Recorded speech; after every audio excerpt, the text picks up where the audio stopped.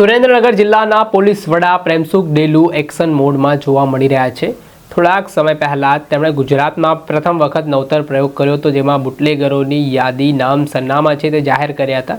ત્યારબાદ હવે સુરેન્દ્રનગરના ચોટીલા તાલુકાના કેટલાક ગામોમાં ગુનાહિત ઇતિહાસ ધરાવતા જે લોકો છે તેઓ દ્વારા વીજ ચોરીની જે ફરિયાદો તેમને મળી હતી તેમાં 1,30,00,000ની આસપાસ પીજીવીસીએલની સાથે રહીને આ વીજ ચોરી છે તે પોલીસે પકડી છે, પીજીવીસીની ટીમે પકડી છે ને આને જ લઈને હવે જે ગુનાહિત ઇતિહાસ ધરાવનારા લોકો છે તેમની સામે હવે કડક હાથે કાર્યવાહી પણ કરવામાં આવી છે। ત્યારે શું કહી રહ્યા છે આ મામલે એસપી પ્રેમસુખ ડેલુ, વિગતે વાત કરીએ। વૈષ્ણવજન તો તેને કહીએ જે પીડ પરાઈ જાનાને રે। નમસ્કાર દર્શક મિત્રો, નવજીવન ન્યૂઝમાં આપનું સ્વાગત છે। હું છું ફૈઝાન। સુરેન્દ્રનગર આ દિવસોમાં ચર્ચામાં જોવા મળી રહ્યો છે। સુરેન્દ્રનગરના એસપી પ્રેમસુખ ડેલુ તેમજ પ્રાંત અધિકારી એચટી મકવાણા જે રીતે એક્શન મોડમાં જોવા મળી રહ્યા છે, અલગ અલગ મુદ્દે આ અધિકારીઓ જે કામગીરી કરી રહ્યા છે તેના કારણે ગુનેગારોમાં પણ ફફડાટ જોવા મળી રહ્યો છે। ત્યારે વાત કરીએ તો ગઈકાલે 43 જેટલી પીજીવીસીએલની ટીમ સાથે સુરેન્દ્રનગરના ચોટીલા ખાતે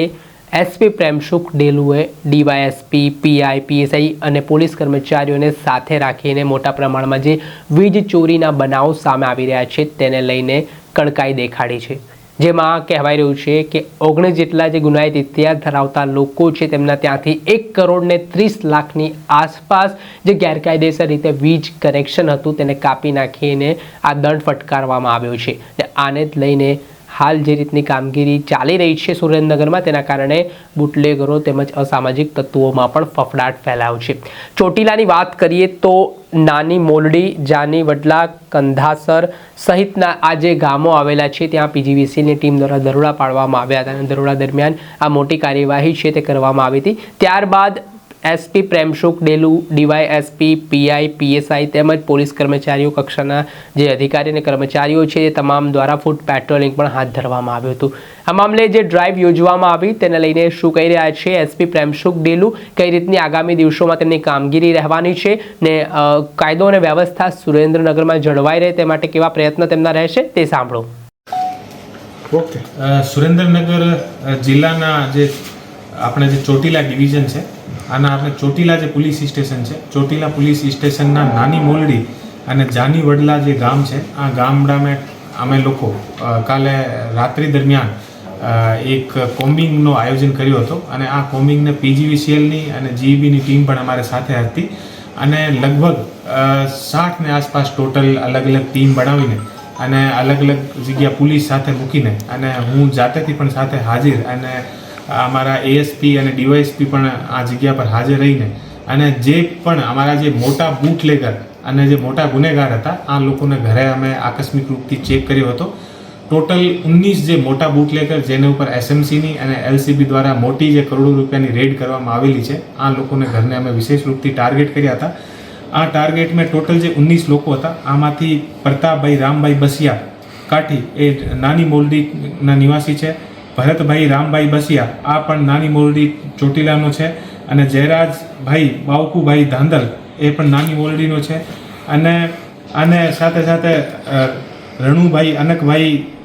ખાચર કાઠી એ પણ જાની વડલા ગામનો છે। એવા કરીને અને ટોટલ જે સંજયભાઈ ભૂપતભાઈ ખાચર એ કાંદાસર ચોટીલાનો છે, ઉદયભાઈ ઉમેદભાઈ ખાચર એ કાંદાસર ચોટીલાનો છે અને ટોટલ 19 લોકોને ઉપર અમે રેડ કરી હતી। ટોટલ 1,30,00,000ના પીજીવીસીએલ તરફથી દંડ આપવામાં આવેલો હતો। એ જે લોકો હતા આ લોકોને તમામ લોકોને ઘરે ગેરકાયદેસર વીજળીના કનેક્શન હતા અને તમામને ઘરે 2-2, 3-3, 4-4 એસી હતી અને તમામ લોકોને ઘરમાં એસીને સાથે સાથે બીજા બધા ઇલેક્ટ્રિકલ જે સામાન હતા અને જે પીજીવીસીએલના જે વાયર હોય યા પીજીવીસીએલના જે થાંભલા હોય આ થાંભલાથી સીધો એ લોકો કનેક્શન લઈને અને પોતાના ઘરમાં જે છે અલગ અલગ એસી અને અલગ અલગ વસ્તુ એ લોકો ચલાવતા હતા અને ઘણા બધા જે પ્રતાપભાઈ રામભાઈ બસિયા અને બીજા ઘણા બધા લોકો તો એવા હતા જેને ઘરને પાસે જે પીજીવીસીએલની જે ડીપી લાગેલી હતી આ ડીપીથી ફેસની દિક્કત ના થાય તો સિંગલ અલગથી વાયર કાઢીને ત્યાંથી અને જમીનમાં અલગથી લઈ જઈને અને પોતાના ઘરે એવી રીતે એ લોકો કનેક્શન લઈને અને પોતાના જેટલા બધા જે અલગ અલગ જે ખેત હોય અને જે પોતાના જે વાડા હોય આમે પણ વીજળીની સપ્લાય કરવામાં આવેલ હતી. તો અમે પણ જોઈને બધું અમને પણ બહુ અમારા માટે ચોંકાવનાર વસ્તુ છે કે એવી રીતે આગળ એ લોકો વીજળીની સફાઈ કરતા હતા અને એ જે તમામ લોકો છે એ મોટા બુટલેગર છે અને આના ઉપર એસએમસી દ્વારા અને સુરેન્દ્રનગર જિલ્લા એલસીબી દ્વારા ઘણા બધા કેસ થયેલા છે અને અત્યારે એ લોકો જે જગ્યા આના ઘર પણ બનાવેલા છે એ ઘર પણ અમે લોકો જે ત્યાંના તલાટી છે આને લિખિતમાં અમે લોકો આપીએ છીએ કે ભાઈ આના ઘર સરકારી જે ખરાબામાં છે